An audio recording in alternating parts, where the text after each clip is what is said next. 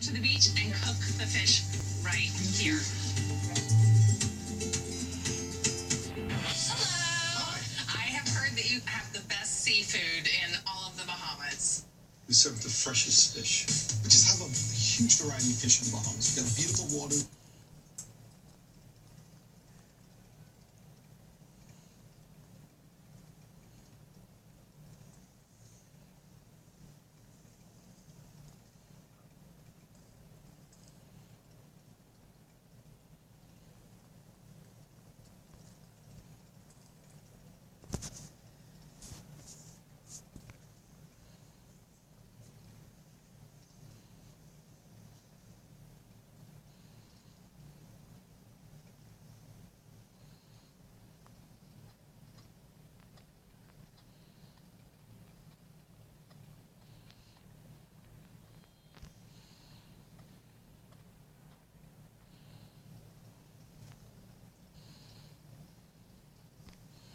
Ten terrifyingly evil killer cults.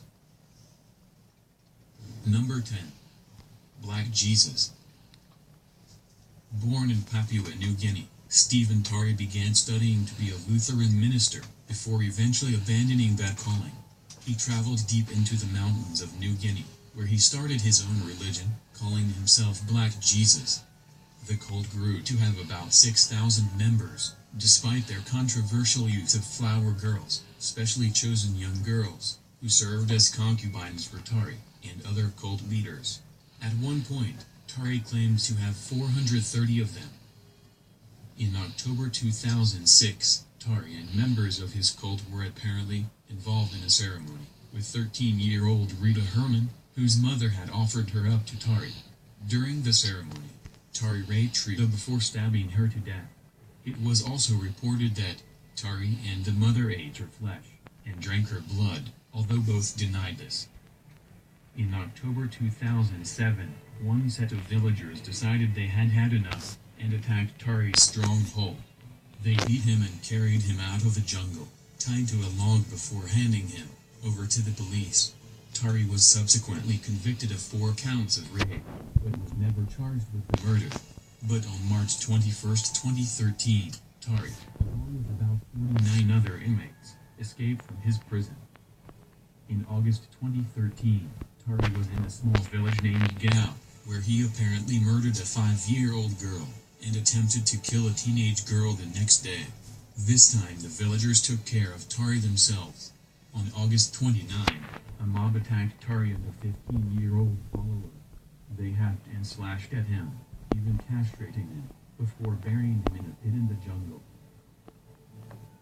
Number 9. The Carney Cult. In 1991, William Anthony Alt was working for a traveling carnival in the U.S.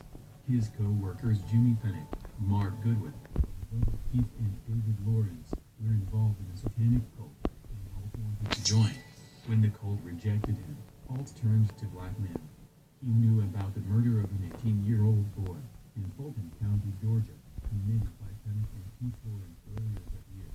However, the cult had a different plan to ensure Alt would talk. On September 26, 1991, after the carnival had closed, the 5 men were driven to a secluded area, and Alt was asked to lie on a makeshift altar. The 4 cult members then tied and gagged him. Keith Lawrence said a prayer to Satan before Penick picked up a knife and cut off from his neck to his stomach. The man then took turns cutting his abdomen and chest, making an inverted cross. Finally, Penick asked Alt if he was ready to die, before slitting his throat. The foreman later cut off Alt's head and hands and tried to burn them, before throwing his body in. Then they took the money Alt had on him, and went to Arby's. The police were tipped off to the location of the body by Mark Goodwin's father, and the cult was arrested a short time later. Penick was given a 60-year sentence. Keith Lawrence was given 20 years, and David Lawrence and Goodwin were both given 8 years. When asked about their satanic connection, Keith Lawrence said that Satan was like a drug. He get high, and once more, he had to inject even more than the first time.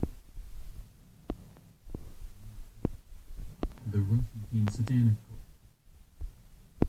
In 2000s, in the Russian town of Yaroslavl, a group of disturbed teenagers led by Nikolai Ogolobayan started sacrificing small animals to save him. One of the cult members claimed that, after they started praying to save him, his life got better. Perhaps that is why events escalated to the level they did. In June 2008, the cult, which now consisted of around 8 youths aged 7 charged with the murder, Ogolobayan got the longest sentence at 20 years. A 7th cult member was deemed unfit for trial and was ordered to undergo psychiatric treatment. Number 7. The Vampire Clan. Like many teenagers, 16-year-old Rod Ferrell was obsessed with dark subjects, specifically vampires.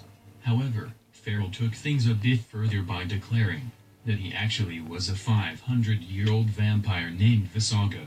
While it's not unusual for people to roleplay, Ferrell's dark obsessions would have tragic consequences. Though born in Kentucky, Ferrell spent some time living in Eustis, Florida, where he met Heather Wendorf at their school. Wendorf was immediately drawn to Ferrell, and was fascinated by the vampire clan that he ran back in Kentucky. The pair performed rituals in which they would drink each other's blood. After Ferrell moved back to Kentucky, Wendorf confided in him that she was miserable at home. Ferrell soon came up with a solution to save Wendorf. On November 25, 1996, Ferrell and his vampire clan, which consisted of Scott Anderson and 2 teenage girls, drove to Wendorf's home. The girls took the car and brought Wendorf to see her boyfriend so she could say goodbye. Their clan drove to New Orleans, but they quickly ran out of money. When one of the girls called her mother to ask for cash, the police quickly tracked down the clan. All but Heather Wendorf confessed to the crime. Ferrell was given a death sentence, making him the youngest person on death row at the time. Heather Wendorf was acquitted of involvement in the crimes after a grand jury found she did not know what Ferrell intended to do. Number 6. The Santa Muerte Cult. Santa Muerte, or Saint Death, is a folk saint in Mexican culture. She is the personification of death, and helps people on their journey into the afterlife.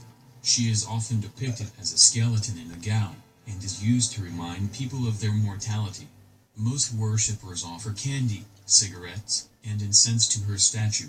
But one small cult in Sonora province took things a bit further.